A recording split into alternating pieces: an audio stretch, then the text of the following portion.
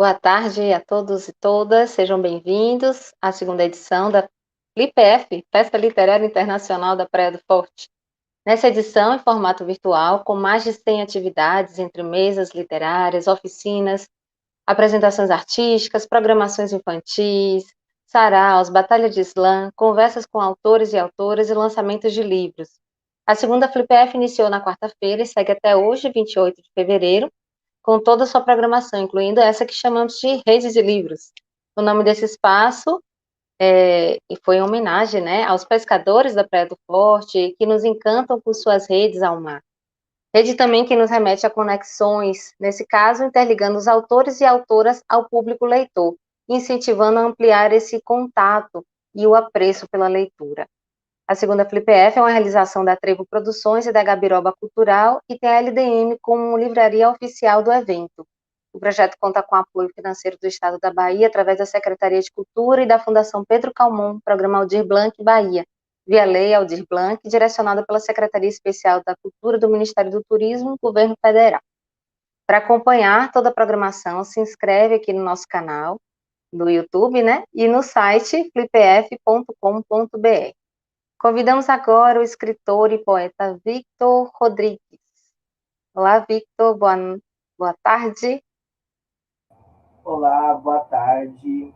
Um prazer estar aqui com vocês. Peço licença para chegar e já agradeço o convite logo de início. O seu áudio está um pouquinho baixo. Será que a gente consegue aumentar ele só um tiquinho? Alô, estão me ouvindo agora? Acho que eu estou ouvindo melhor. Pronto, obrigada. Obrigada por aceitar, né, o nosso convite, por estar participando aqui dessa programação. Né, o Victor, gente, ele é poeta, educador, artista performer de spoken word, né? Participa de saraus e slams desde 2010, sendo um dos poetas pioneiros do gênero na cena poética marginal e periférica de São Paulo.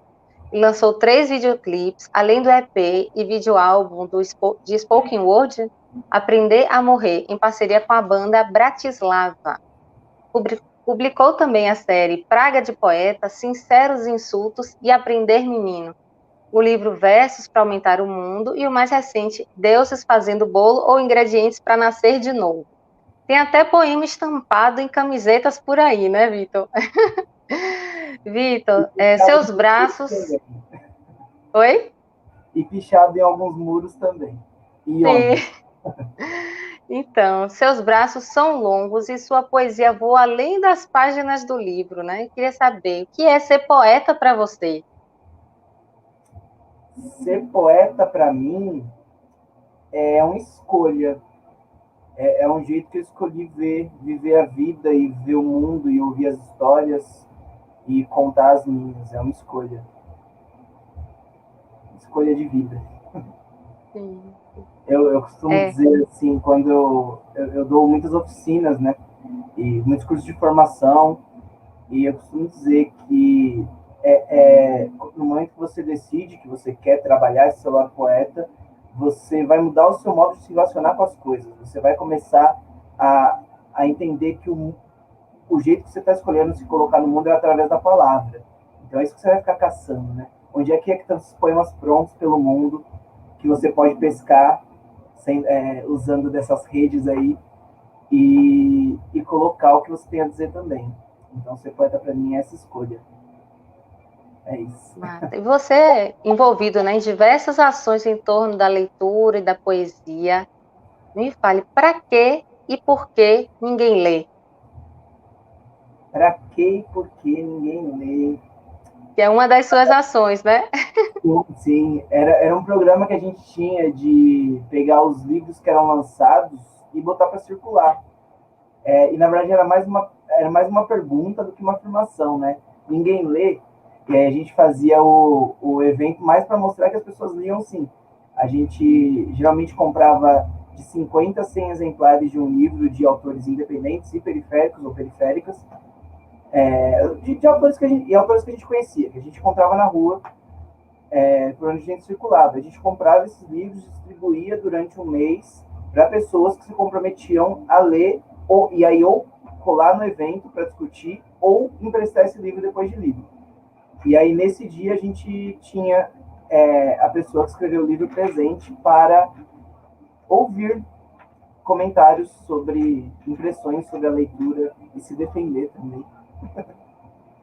Mas eu achei bem inusitado esse nome, por isso que eu te provoquei com essa pergunta, né? O seu livro, né, Deuses Fazendo Bolo ou Ingredientes para Nascer de Novo, foi publicado, né, através de financiamento coletivo, e esse é o seu quinto livro, mas ao mesmo tempo é o seu livro de estreia, né? Você fala que é uma espécie de renascimento. Explica pra gente, assim, por que esse renascimento? Estou mais te ouvindo. Tá me ouvindo? Não, não. Alô? Oi, oi, oi. Desculpa a gente da edição por ter acabado com você, com o trabalho de vocês. Não. Você tá me escutando? Sim. Ah, ótimo. Eu vou lhe perguntar de novo, tá bom? Ou você escutou a pergunta? Eu escutei o começo dela só. Pronto, tá. Então, seu livro, né, que foi o Deus Fazendo Bolo ou Ingredientes para Nascer de Novo, que é o seu quinto livro, mas ao mesmo tempo é o seu livro de estreia. Você fala que é uma espécie de renascimento. Explica pra gente, assim, o que é por que esse renascimento com esse seu quinto livro? Tá bem. Como você disse, pioneiro é uma palavra forte, né? Pioneiro foi Roberto Estrela d'Alva, foi Marco Pezão, foi Binho, foi Sérgio Vaz, quem deu as caras no começo para sair falando poesia, Daniel Michone, gente que eu tenho como referência. Mas eu fui um dos primeiros, assim, a estar levando isso a sério e circulando e me jogando no começo dos saraus e dos slams, né? Na verdade, eu comecei aí a participar dos saraus quando os slams começaram a nascer, quando o Zap Slam começou a existir, e aí disso daí aconteceu o que a gente viu hoje, né? Hoje não existe um canto no Brasil onde não existe o slam. Eles estão se espalhando, os que não existem ainda existirão muito em breve. Mas nesse começo, eu era um jovem de 20 anos, 18, 19, 20 anos, 18 quando eu comecei aí. E estava lá circulando, meio sem muita perspectiva na vida, como um bom jovem periférico de 18 anos, que é isso, ele precisava ganhar dinheiro para sobreviver. E fui fazer cursinhos, fui fazer curso técnico, faculdade, fui fazer tudo que era, arranjar tudo que é trabalho, para tentar sobreviver. E aí teve um momento que eu resolvi começar a ir em shows de rap com mais frequência. E os shows de rap, que é um som que eu sempre ouvi na vida, né, desde criança, basicamente. E aí, a partir desses shows de rap, eu conheci os saraus. E aí eu fui nesse saraus e olhei, gente, tem gente escrevendo. Tem gente parecida comigo escrevendo. Tem gente falando de coisas que eu tô achando interessante. Essas pessoas estão escrevendo, elas estão falando seus textos e esses eventos estão acontecendo e pessoas ouvindo. E aí depois eu pegava ônibus e metrô para voltar para casa e pegava metrô com algumas dessas pessoas. Aí eu falei, gente, isso daí é possível. É uma atividade possível. Óbvio que eu não pensava em ser artista. Essas pessoas nem eram também artistas profissionais, no sentido financeiro falando, né? Não se mantinham da sua arte. Mas só o fato de que era possível eu escrever e falar e ser ouvido e ser lido e poder ler outras pessoas e poder conversar com essas pessoas sobre os livros que elas escreveram ou os poemas que elas declamaram, porque quase ninguém tinha livro publicado ainda, isso já era um universo gigantesco que se abria. E aí eu me joguei nisso com tudo, assim, eu fui, vou escrever, vou falar, e aí eu comecei a colar em todos os eventos, tanto que meu apelido nessa época, como dizem aqui em São Paulo, meu vulgo era Praga. Ó, chegou o Praga, tá todo um canto. E aí meu primeiro volume também de livro foi Praga de Poeta, exatamente pensando nisso também. E eu tinha essa proposta de vender em mão em mão. E aí, nesse momento, eu estava aprendendo algo novo, né? Eu estava descobrindo a literatura. Eu conheci a literatura por músicas, por poemas, por sambas, ou por poemas não, por letras de rap, por sambas, por letras de música no geral, assim. Tanto dessa música mais popular, quanto de uma música um pouco mais, uma MPB um pouco mais rebuscada, que dizem por aí, tipo Chico. Mas era o que me alimentava enquanto literatura. Eu não lia muitos livros, não tinha um hábito de leitura. E aí eu comecei a me alimentar e devolvendo. E aí era um processo novo, assim, era um processo muito mais de experimentação, de laboratório, do que eu tinha uma pesquisa para escrever um livro. Não, eu ia aprendendo fazendo. E aí, nesse começo, como é com quase todo jovem que começa hoje no Islã, por exemplo, eu fui devolvendo, eu fui colocando nas minhas palavras o que eu ouvia nos saraus, que na época nem tinham todos esses lances, que eu ouvia nos saraus, por exemplo. E aí eu cheguei no momento que eu consegui fazer disso um ofício, de fato, assim, eu consegui trabalhar com os meus livros, eu consegui ter projetos, eu consegui coordenar alguns saraus, fazer o Ninguém Lê, por exemplo, dar muitas oficinas. E aí chegou no momento que eu estava fazendo mais isso do que escrevendo. E aí eu pensei, tá, eu acho que está na hora de escrever um pouquinho. O que eu quero escrever? Eu não estou mais indo em tanto nos slams, por exemplo, que tem um formato um pouco mais competitivo. Então eu falei, acho que eu vou escrever de um jeito mais leve. Vou escrever de um jeito que eu quero. Leve nada, né? Porque o livro é super pesado. Mas eu encontrei esse lance de escrever algo que eu gostaria de ler nesse momento. Não que eu não gostasse do que eu escrevia, que tivesse escrito antes, mas naquele momento que eu precisava ler. E aí eu comecei a contar um pouco, para mim mesmo, a minha história. Quem é o Vitor de 23 anos, 24 anos, que foi quando eu comecei a escrever esse livro. Foi lá em 2014 e lancei ele em final de 2017. Foram 4 anos de processo, né?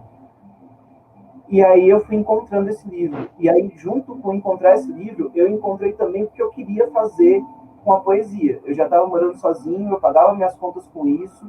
E aí chegou um momento assim, eu quero continuar fazendo isso? Eu quero ser de fato um artista? Eu preciso fazer isso? Em que lugar que isso está na minha vida? Aí eu cheguei no momento que eu não seria feliz fazendo outra coisa. Não que hoje eu seja feliz, mas eu não conseguiria fazer outra coisa. Ou eu decidi que ou eu ganhava dinheiro com arte, ou eu, sei lá, morria de fome, ou ficava na casa da minha mãe, voltava para casa da minha mãe.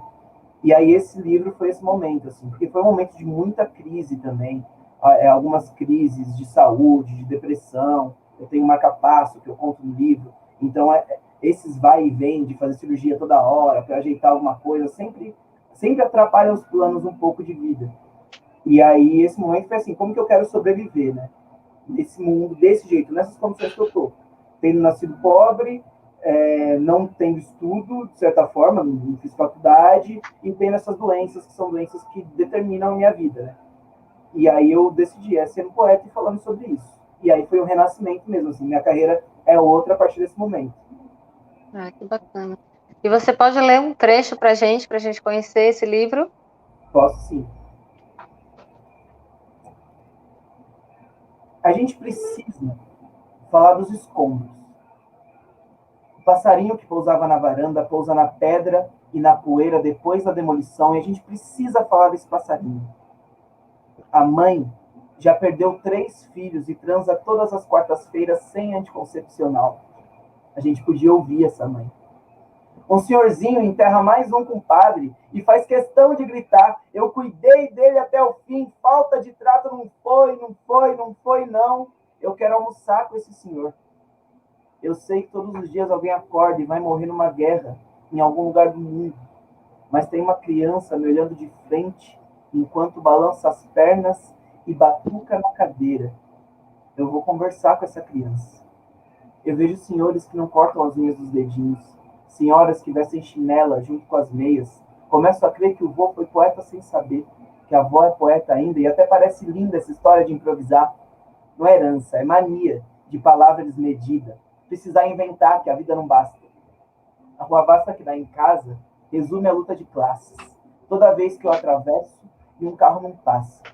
O meu cachorro é mais manso na sexta-feira, justo quando o descanso é mais caro. Eu paro de mastigar comida fria. A vontade de pegar em armas espanta algumas visitas. Alimento o trato com a palavra. Eu não sei em quem eu vou atirar na hora que o medo bater. Há quem diga não tremer, isso eu só lamento. Eu estudo alquimia para enxergar por dentro, está escuro. Toda guerra nasce de um sentimento e a poesia escorre em cada muro. Nem tudo é bonito, mas tudo toca e me provoca a memória das coisas. Contar história talvez seja escolher qual eu eternizar. Estar atento é saber a hora de se esconder. Ser infalível pode ser um jeito de se matar. Eu me esforço para não deixar de olhar para ninguém. nem dar as costas, como me disse um homem na prisão. Eu vou falhar em tentar fazer isso também. Por isso eu tenho sempre um verso na manga e um na mão. Os tempos que nos constroem não são feitos para gente. Nem erva ruim daria se escolhesse aqui. Mas gente é praga que ninguém entende. Sobreviver é karma. Por isso insistir. É isso. Maravilha, maravilha. Obrigada, Vitor. E para quem tem interesse em adquirir esse seu livro e conhecer seus trabalhos, os seus videoclipes, onde é que te encontra, como é que faz? Eu sou @Praga de Poeta em todo canto. Praga de Poeta. Se for no Twitter, tá lá. Se for no Instagram, tá lá. Se for até no novo Clubhouse aí, tá lá. Então manda uma mensagem para mim. Se eu responder é porque eu estou usando ainda. Se eu não responder, mas essas redes eu estou usando. E eu tenho colocado mais os vídeos no Instagram. E o YouTube, ele é meio que esse arquivo. Lá no arquivo, você colocar Victor Rodrigues Praga, você também acha. Ou então Aprender a Morrer, que é o meu trabalho audiovisual, inclusive em cima desse livro. Victor Rodrigues Aprender a Morrer, tem no YouTube e no Spotify. Mas é assim que vocês me acham. E fala comigo que eu gosto, na internet. Maravilha. Agora no finalzinho, deu uma falhada aqui no áudio para mim. Deixa eu Alô? ver se sou eu aqui, meu Deus. Você está me escutando? Eu estou, você me escuta? Agora voltou. Tá bem. No finalzinho que cortou aqui para mim, mas acho que ficou normal aqui para quem está assistindo, né? Que bom, que bom. Obrigada, Vitor. Foi um prazer falar com você. Que bom que você pôde participar aqui com a gente. Sei que você está, né? Já com outro compromisso agora, acho que é um sarau, né? Tem Você já vai participar. o Zap Slam, que foi o primeiro evento que eu fui de poesia até hoje na vida. Estamos aí Oh, de novo. De novo, maravilha, sempre juntos. maravilha. Obrigada, viu? Espero poder conhecer você pessoalmente, conhecer seu trabalho, né, em outras oportunidades também. E seus próximos lançamentos também manda pra gente, tá certo? Esse ano tem coisa, porque esse daqui é de 2017, inclusive, né? Já tem Massa, maravilha. Obrigada, um abraço. Tchau, outro tchau. evento para vocês. Vou ficar acompanhando aqui. Obrigada. Tchau. Agora a gente vai convidar o escritor, poeta e mestre em antropologia social, Silvio Rosário. Olá, Silvio. Boa tarde. Olá, boa noite já, né? Eu acho que já são Boa... quase 19 horas, então já podemos Sim, dizer boa noite. sim. Então, Silvio, você, né, escritor, historiador, antropólogo, e poeta, atualmente você ocupa também o cargo, né, de capitão da Polícia Militar da Bahia. Você já lançou 2 livros antes, né, Reflexos de Luz e Lua, e Entre sim, Batidas e Batuques, A Polícia e os Candomblés da Bahia. Agora você está lançando Frestas de Esperança, a história da separação, né, no isso. amor conjugal. Esse é seu terceiro livro, e ele está sendo lançado agora, né, em fevereiro. Nesse livro você retrata um pouquinho sua saga pessoal, né, diante dessas dificuldades de uma separação conjugal. Como a partir dessa situação você conseguiu buscar o autoconhecimento e repassar isso para tá repassando, né, isso agora para os leitores. Bom, eu quero agradecer a oportunidade de estar aqui. Boa noite a todos, né? Eu quero dizer, na verdade, que para mim eu não tinha muita escolha. Eu me lembro de um amigo meu, muito amigo meu, Ricardo Aragão, que eu, no meio do caos, né, eu tinha acabado de me separar né, e todos aquele contexto meio que confuso, né, e eu conversando com ele, eu disse, amigo, eu estou no fundo do poço. Ele olhou para mim com muita sabedoria e disse, agora suba, já que você está no fundo do poço, agora suba. Eu só tinha essa alternativa, ou eu subia, ou eu permanecia no fundo do poço. E eu comecei a descobrir que o autoconhecimento, que a leitura, né, que a reflexão poderia me dar a possibilidade de compreender, né, que a separação conjugal não era o fim do mundo. Pelo contrário, era o início de um novo contexto, era o início de um refazimento pessoal. Né? Isso, para mim, foi fundamental. Compreender que toda relação afetiva e todo fim de uma relação afetiva ele nos leva a um outro lugar, como está me levando agora. Talvez se eu não tivesse me separado, eu não teria condições de estar produzindo o livro e estar aqui conversando com você agora. Entende? Então, assim, é tentar pegar o limão, aquele limão meio azedo, né, e transformar sempre numa limonada. É um exercício, é difícil, não é fácil. Não é fácil. Para mim, foram 8 anos, né, de muita reflexão, de muito estudo, de muito vai e vem, né, de muita reflexão e prática, né? Mas eu ainda me considero no meio do caminho, que isso aqui é um estágio, é um momento ainda, né? Eu acho que ninguém consegue dominar a arte de não sofrer, isso não existe, mas, pelo menos, no livro, eu busco trazer, digamos assim, algumas sugestões, né, e trazer a minha experiência pessoal nesse contexto, né, de como eu consegui, de alguma forma, ressignificar, né, olhar de uma outra forma aquilo que todos nós, às vezes, enxergamos como um infortúnio, né, como um problema, como algo trágico, né? Então, o que acaba precipitando em algo trágico. Então, eu tento fazer no livro mostrar que isso é uma espécie, pode ser um caminho novo e muito profícuo, muito próspero, inclusive, né? Eu tento abrir uma fresta de esperança para aqueles que, como eu, em algum momento, se veem perdidos nesse contexto de separação conjugal, né? Silvio, e você, no seu livro anterior, né, Entre Batidas e Batuques, você tinha feito uma análise, né, da perseguição aos candomblés aqui na Bahia, né, no período do século XX. Né, e agora você está lançando esse livro, Frestas de Esperança, a história da separação no amor conjugal. Você traz também um estudo histórico, antropológico, nesse novo livro sobre separação conjugal? Não necessariamente, assim. O último capítulo, que é uma surpresa para quem chegar lá no último capítulo, eu até faço, digamos assim, um caminho um pouco mais histórico, faço algumas abordagens um pouco mais antropológicas, cito alguns livros que eu vi de cientistas sociais que trabalham também com essa questão, né? Mas, no geral, eu fiz um salto, né? Eu saí da ciência, né, da antropologia, e fui para um livro um pouco mais pessoal. Ele é todo um relato pessoal, onde aqui ou ali eu vou citando algumas leituras, também que são leituras menos, digamos assim, científicas, né?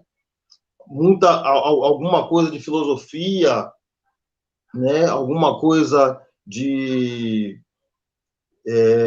literatura, mas, no geral, esse livro ele não tem um quê científico. Ele não se tanto que ele é escrito em primeira pessoa de uma forma muito fluida. Né? Mas eu queria saber se o lado antropólogo, historiador, tinha também aparecido aí nessa história. Olha, eu tentei deixar ele um pouquinho de lado, para não tornar o livro um pouco duro, né?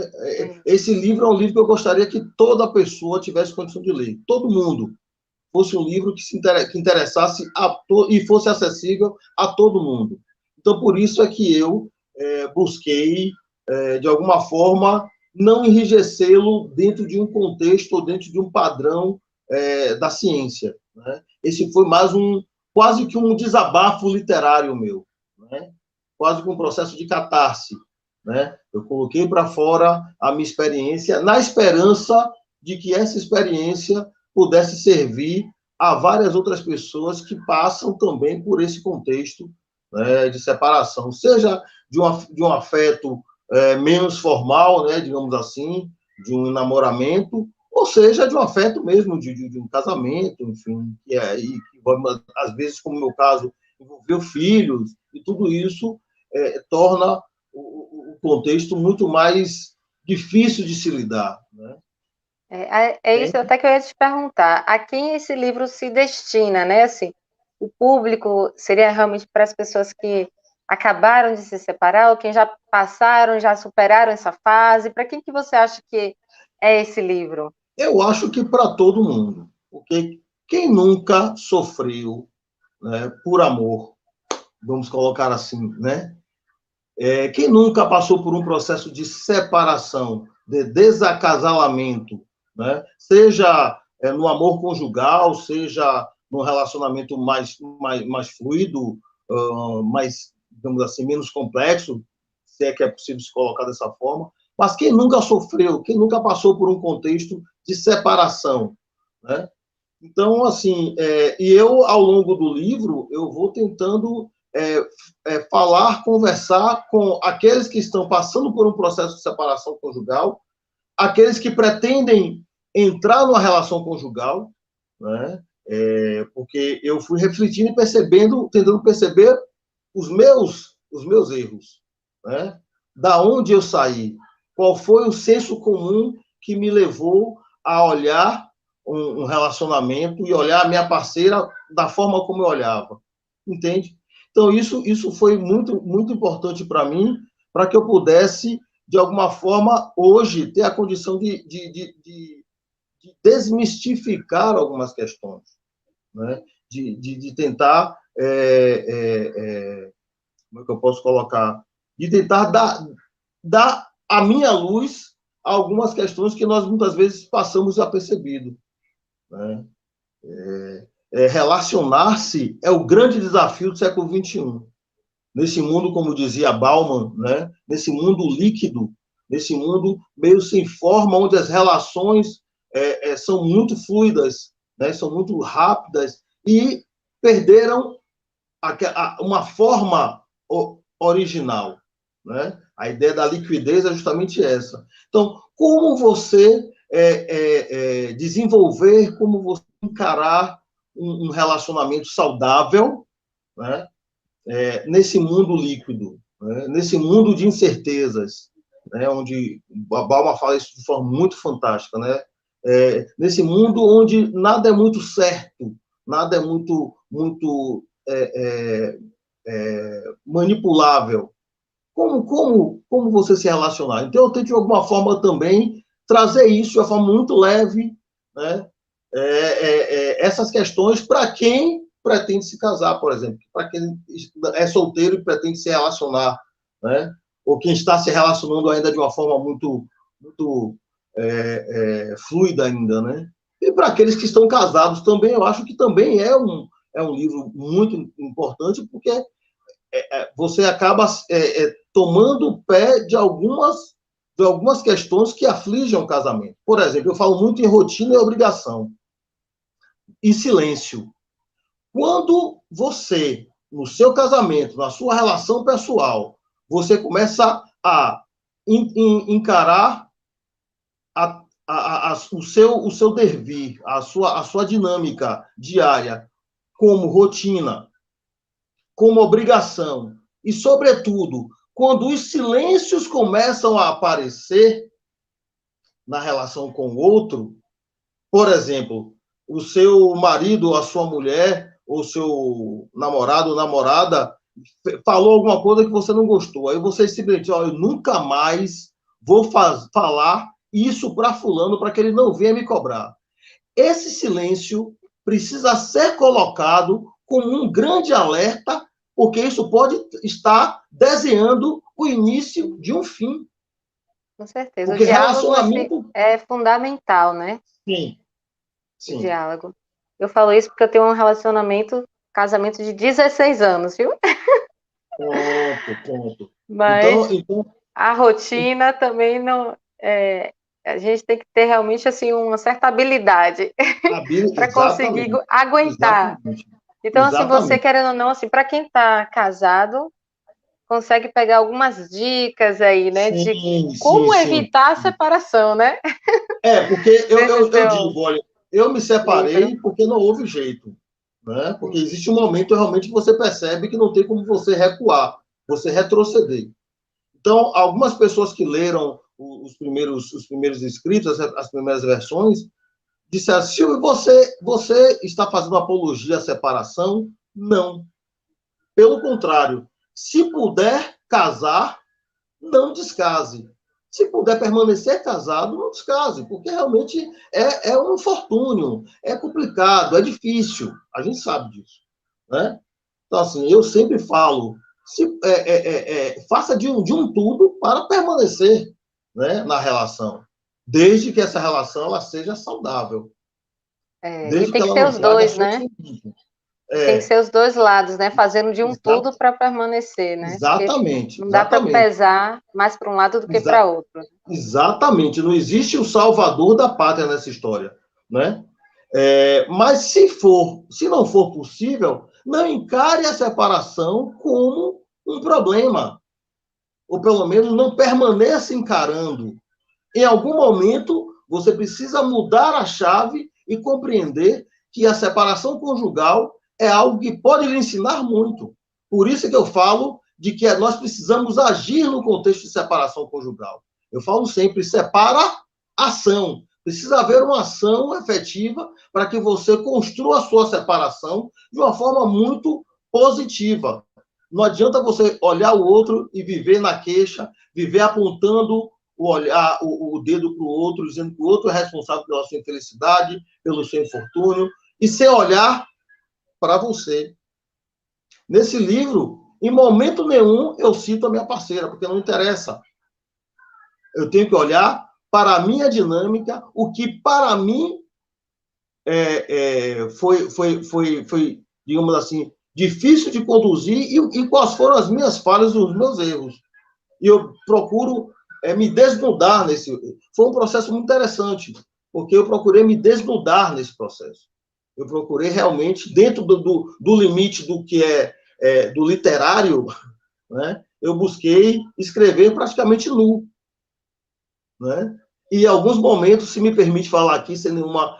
literalmente nu. Eu precisei realmente me despir fisicamente para poder conseguir, digamos assim, canalizar a energia da nudez para o que eu estava escrevendo, para ser realmente sincero e claro. Entendeu? Então, foi um processo físico também. Né? Foi um processo físico também. Né? Mas que bom, que bom. Você tem ele aí? Você tem ele em mãos que dê para ler um Olha, trechinho? na verdade, o que é que acontece? O livro, ele já chegou no e-book, né, em versão e-book, mas chegou muito recentemente na editora. Né? A gente está vendo como é que a gente vai começar a colocar à disposição. Mas eu tenho aqui uma versão preliminar no meu computador. Se quiser, eu posso tentar ler alguma coisa.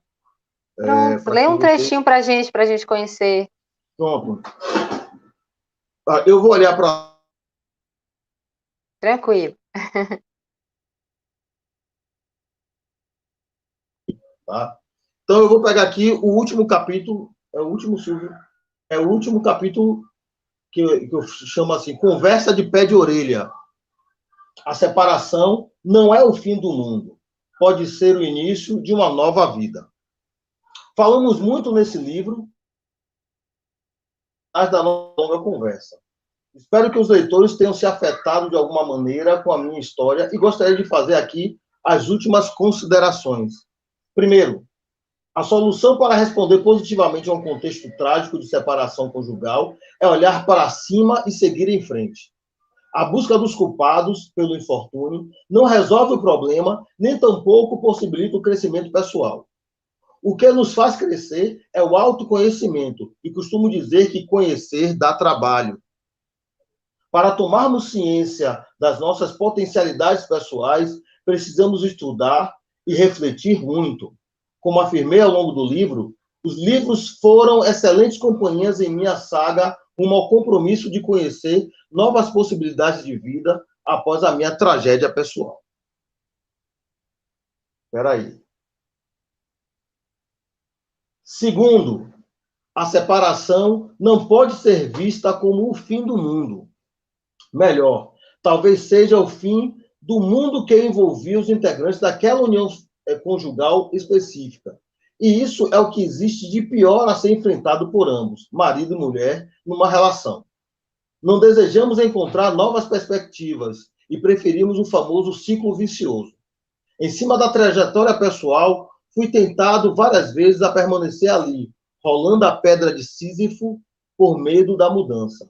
Portanto, os ciclos viciosos, dentro de um casamento moribundo, funcionam como os conhecidos ninhos de cachorro. São confortáveis e sujos. Podem até nos manter estáveis, mas certamente não nos farão bem. Então, na verdade, e aí vai, né? É um desfecho de uma série de relatos, né, de uma série de histórias e reflexões e sugestões de livro. Eu trago aqui várias sugestões de livro também, que eu li ao longo do tempo, né, de alguns procedimentos, de algumas coisas que eu fiz, como, por exemplo, aprendi a meditar, né, e a meditação me trouxe muita coisa interessante, né, me trouxe, inclusive, me levou a muitos livros, que me ajudou a refletir também, e a conduzir esse processo. Então, assim, eu acho que é um livro que vale a pena, né? Valeu a pena eu escrever e espero que vale a pena ser lido. Que bom, que bom. Obrigada, obrigada, Silvio, por participar aqui da programação da segunda FlipF. Você Eu já que tinha agradeço. participado antes, né, dos ensaios Sim, FlipF com seu outro livro? participei com outro E livro, né, com o livro anterior, pronto, e agora lançando que esse novo bom, aqui. E que ficando bom. grato aqui por Obrigada. tudo. Nada, Obrigada nada. a você também. Tchau, Um grande tchau. abraço e boa sorte aí com Tchau, esse tchau. novo livro. Obrigado. Obrigado. Axé. Tchau, tchau. Obrigada também a vocês que assistiram a nossa programação. Continue aí que tem muita atividade ainda aqui na FlipF. Até logo. Quem quiser ainda saber o que vai acontecer hoje, acompanha o site flipf.com.br. Tchau, tchau.